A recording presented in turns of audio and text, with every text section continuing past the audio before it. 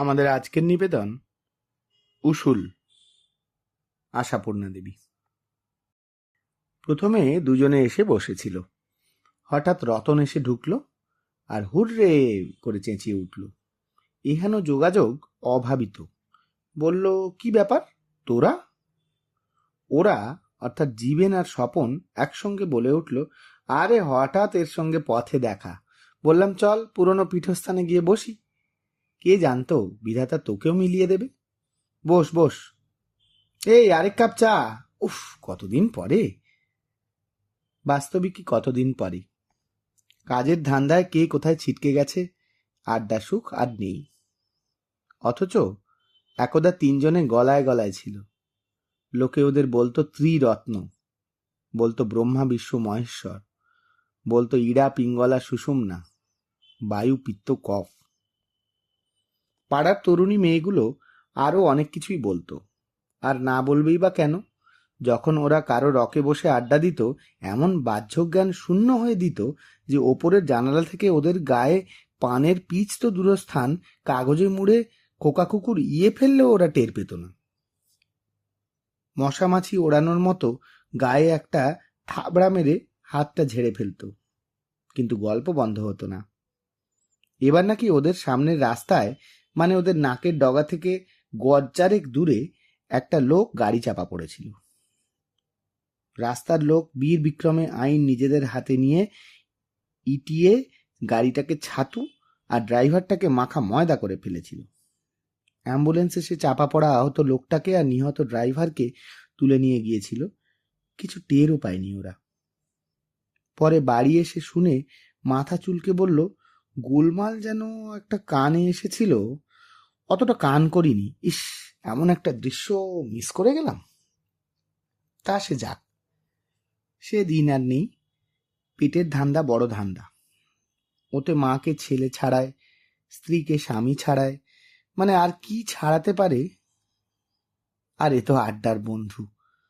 কিন্তু আজ হঠাৎ এই ত্রহস্পর্শ যোগে ওরা সেই পুরনো রোমাঞ্চ অনুভব করল। খেই ছাড়া এলোমেলো কথায় অনেকক্ষণ গেল, অতীতের স্মৃতিরোমন্থনেও কিছুক্ষণ। তারপর ওরা বর্তমানে এসে পৌঁছল। বিয়ে করেছিস নাকি? বলল জীবেন। স্বপনকে বলল। স্বপন মাথা চুলকে বলল, আর বলিস নে, সেই ছাড়াছাড়ির পরের বছরই তো হয়ে গেল। তোদের বলতে টলতে পারিনি। লজ্জিত হবার কিছু নেই ব্রাদার। জীবেন বলে, এই হতভাগ্য ওই অপরাধেই অপরাধী। যাক, আমরা দুজনে সস্ত্রীক রতনের বিয়েতে নেমন্তন্ন খেয়ে লোকসানটা পুড়িয়ে নেব। কথা শেষ করতে দিল না, রতন মৃদু হেসে বলল, না ভাই, সে স্কোপ রাখিনি। হ্যাঁ, মানে তুইও? বাহ, তোদের বেলায় দোষ নেই আর আমার বেলায় দোষ? না না, দোষের কথা হচ্ছে না, মানে তুই তো বেশ বুদ্ধিমান ছিলি, তুইও এই ফাঁদে পা দিলি, তাই বলছি। তা বউ কি করে? কি করে মানে? রতন বলে, এ কথার অর্থ কি? আহা, চাকরি বাকরি কিছু একটা করে তো। চাকরি? না ভাই। রতন সগর্বে বলে, বউ চাকরি করানো আমি পছন্দ করি না। কিন্তু জীবেন তার এ গর্ব ধূলিসাৎ করে দেয় সব্যঙ্গ ধিক্কারে। পছন্দ করিস না? বউকে চাকরি করানো পছন্দ করিস না? তার মানে এই বাজারে বউকে বসিয়ে খাওয়াস? সুস্থ আস্ত আর মনে কিছু করিস না, জোয়ান বয়সের একটা মানুষকে। না ভাই, তোর বুদ্ধির ওপর যেটুকু আস্থা রেখেছিলাম সে আর সেটুকুও গেল। রতন একটি ব্যঞ্জনাময় হাসি হাসে। কেমন? রতন পা নাচায়। স্বপন হাল ধরে, বলে, তা ভাই গেলই, একেবারেই গেল। সত্যি বলতে আমি তো বউয়ের ওই চাকরিটার লোভেই চোখ কান বুজে ঝুলে পড়েছিলাম। গলায় বুড়ো আইবুড়ো বোন, মা তো রেগে আগুন। আমি বলি, রাগো বাবা, আমি নাচার, বোনের পাত্র অবশ্যই পাবো, কিন্তু এমন মোটা মাইনের বউ কি সহজে পাবো? তখনই তো 300 করে পাচ্ছিল। জীবেন কথায় বাধা দিয়ে শতাচ্ছিল্যে বলে, এখন না হয় 500 পাচ্ছে, এই তো। আর কত? তাতে তোর বউয়ের খরচ পুষিয়ে পকেটে কিছু তুলতে পারিস? লগডঙ্কা, ও টাকা তো তার শাড়িতে আর ব্যাগেতেই যায়, বাকি সবই তো তোর ঘাড়ে। এই 42 টাকা মনের চাল, 6 টাকা সেরের মাছ, দূর দূর। যা তো গেল, পেটও ভরল না, আমি ওসবের মধ্যে নেই। তাহলে তুই? আমি? জীবন একটা অলৌকিক হাসি হেসে বলল, আমি বউকে সিনেমায় দিয়েছি। সিনেমায়? লাফিয়ে ওঠে স্বপন। তাহলে তো লাল হয়ে গেছিস বল। জীবেন আত্মস্থ মুখে বলে, হইনি অবশ্য এখনো, তবে হব। একটা এক্সট্রা হিসেবে নিয়ে গিয়ে গাছতলায় বেঞ্চিতে বসিয়ে দিয়ে আসি। জানি দু একবার লাগাতে পারলেই আমার বাড়িতে রথতলার ভিড় বসবে। You are a lucky man, Swapan স্বনিঃশ্বাসে বলে। আমার উনিটি আবার রূপে রক্ষে কালী, গাছতলায় ছেড়ে টলিউডের রাস্তা দিয়েই হাঁটতে দেবে না। রতন হাসে, মৃদু মধুর উচ্চাঙ্গের। আমি ভাই অভিশয়ে ভাগ্যবান, ভাগ্যে একটি পরমা সুন্দরী বউ জুটে গেছে। আরে রেখে দে তোর পরমা। দুই বন্ধু প্রায় ঝাঁপিয়ে পড়ে। সুন্দরীর চরণ ধোয়া জল খেয়ে স্বর্গে যাবি নাকি? বলি, ধনে প্রাণে তো শেষ হচ্ছিস। এই বাজারে বউকে বসিয়ে পোষা আর হাতি পোষার তফাৎটা কি হে? সুন্দরী বউকে সিংহাসনে বসিয়ে রেখে শুধু মধুচন্দ্র দেখে দিন কালিয়ে দিচ্ছিস। অতি অবশ্যই নয়, রতন প্রেমাবতার বুদ্ধের মুখে বলে। কিন্তু ভাই, আমাদের মা ঠাকুমারা তো চাকরি করতেন না। জানি করতেন না। তীব্র স্বরে দুটো গলা একসঙ্গে জ্ঞান দিয়ে ওঠে। তেমনি তারা 36 জনের সংসারে ভাতের হাঁড়ি নামাতেন, 1 ডজন ছেলে পেলে মানুষ করতেন, জুতো সেলাই থেকে চণ্ডীপাঠ সব করতেন, শুধু একখানা শাড়িতে লজ্জা নিবারণ করতেন। করেছে এসব তোর বউ? স্ট্যাম্প কাগজে লিখে দিতে পারি, করছে না। স্টোভ জেলে 2 ছটাক চালের ভাত রাঁধতেই ককাচ্ছে, আর দুবেলা বলছে চাকর বাকর খুঁজে আনতে, না পারো তো ডিভোর্স শুট করবো। বল সত্যি কিনা? না, সত্যি না। রতন দাঁড়িয়ে উঠে আর্ট থিয়েটারের কর্নার জুনের কর্ণের ভঙ্গিতে একবার এদিক ওদিক দুদিকে গা নাড়া দিয়ে নিয়ে কৃপা বিতরণের সুরে বলল, সে তো তোমাদের বউদের মতো বাড়ি ছেড়ে বাইরে বাইরে ঘুরে বেড়ায় না, বাড়িতে থাকে। দস্তুর মতো আমাকে পাটি সাপটা গোকুল পিঠে পর্যন্ত বানিয়ে খাওয়ায়। খাওয়ায়? উত্তম। কিন্তু চাঁদ আমার। গোকুল পিঠের ক্ষীরের ডেলাটি কোন গোকুল থেকে আসে হে? সেই তো তোমার পকেটটি সার। রতন হাসে, মোনালিসার পুংলিঙ্গ হাসি। সে হাসি হজম করতে কিছুটা সময় দেয় বন্ধুদের। তারপর বলে, না, যতটা বলছিস ততটা নয়। ওর মানে বউয়ের কিছু কিছু ভাড়া খাটাই। কি কি বললি? পাপিষ্ঠ শুয়ার!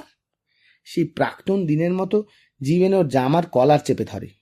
স্বপন ফিনফিনে গলায় বলে, কুলাঙ্গার, রাস্কেল, ছোট লোক। রেস্তোরাঁর অন্য জনেরা ডগবগিয়ে তাকায়। আহা হা, খেপছিস কেন? রতন সাবধানে ছাড়িয়ে নেয় নিজেকে। বলে, সবটা না শুনেই খেপে ওঠা। এ রোগ তোর আর গেল না জিবে। ভাড়াকে আমি বউকে খাটাই, খাটাই ওর ছায়ার মায়াকে। দোহাই তোর রত্না, একটু প্রাণ জল করে বল এবার। বলছি বাবা, বলছি, একটু ধৈর্য ধরে শোন। মানে হচ্ছে, সুন্দরী তো, মাঝে মাঝে সেই সৌন্দর্যের 1/2 টুকরো এক একটা কোম্পানিকে ভাড়া দিই। সৌন্দর্য ভাড়া দিস? হ্যাঁ দি। তাতে কি? গায়ে পরপুরুষের হাওয়াটি লাগছে? লাগছে না। মেঘের মতো চুলের রাশ এলিয়ে দিয়ে পিছন ফিরে দাঁড়ালো। কুন্তল কলাপ হেয়ার অয়েল কোম্পানির ফটোগ্রাফার তুলে নিয়ে গেল ছবি। ব্যাস, পরের দিনই একখানি মোটা নম্বরের চেক। পাল্টির টুথপেস্টের লোক এলো। বউ একটু দন্ত বিকশিত করে দাঁড়ালো। এসে গেল চেক। এমন আসছেই হরদম। বিলোল কটাক্ষ সুরমা কোম্পানি। ফটোগ্রাফার পাঠান, 1 শিশি সুরমাও পাঠান। বউ সেই সুরমা চোখে এঁকে একটু বিলোল কটাক্ষে তাকালো। চলে এলো চেক। জুয়েলারের দোকান থেকে কান ঝুমকো কণ্ঠহার পরিয়ে ছবি তুলে নিল। সিল্ক শাড়ি স্টোর্স থেকে আঁচল দুলিয়ে শাড়ি পরিয়ে ছবি তুলে নিল। অঙ্গাবরণী থেকে জ্যাকেট বডিজ পরিয়ে গলার কাঠ দুলিয়ে ছবি তুলে নিল। প্রমিনেন্ট করে ক্যামেরা ক্লিক করলো। এলো চেক। শাল, স্কার্ফ, স্টোল না কি যেন বলে, এদের দোকানেও নেয় মাঝে মাঝে, ফুলদার কলকা পিঠে ছড়িয়ে। তাছাড়া জুতো কোম্পানির জুতো পরা পদপল্লবের ফটো তুলে নিয়ে যায়। কিউটেক্স কোম্পানি নিয়ে যায় খোঁচা খোঁচা নখ সম্বলিত করপল্লবের। ও শুধু কখনো একটু হেসে, কখনো একটু চাউনি হেনে, কখনো একটু ঘাটটি বেঁকিয়ে, কখনো বা পাটি বাড়িয়ে মিনিট 2 দাঁড়ায়। ওইটুকুর কল্যাণেই বলতে কি ভাই সুখেই আছি। তার মানে ওইসব ফটো নিয়ে ওরা, স্বপন গঁতগঁত করে বলল, যত্রতত্র যথেচ্ছ বিজ্ঞাপনে দিচ্ছে? সত্যি? রতন প্রেমের হাসি হেসে বলে, সব কথা দেরিতে বোঝা, এ রোগ তোর আর গেল না স্বপ্না। স্বপন রাগলে তোতলা হয়ে যায়, রেগে বলে, সুন্দরী বউয়ের সব সৌন্দর্য তো 5 জনে ভাঙিয়ে খাচ্ছে রে, তো তোর নিজস্ব কি কি কি থাকছে? চোখ, নাক, নখ, চুল, হাত, পা যদি গেল, রইল কি? সবটাই রইল। রতন প্রজ্ঞাপারমিতার পোজে অভয় মুদ্রা তুলে বলে, কি থাকছে না বল? ওরা যা নিয়ে যাচ্ছে সে তো শুধু পটে লিখা, অথচ সেই ছায়ার মায়া থেকে শুধু ওর নিজের খরচ কেন, সারা সংসারের খরচ উসুল হচ্ছে।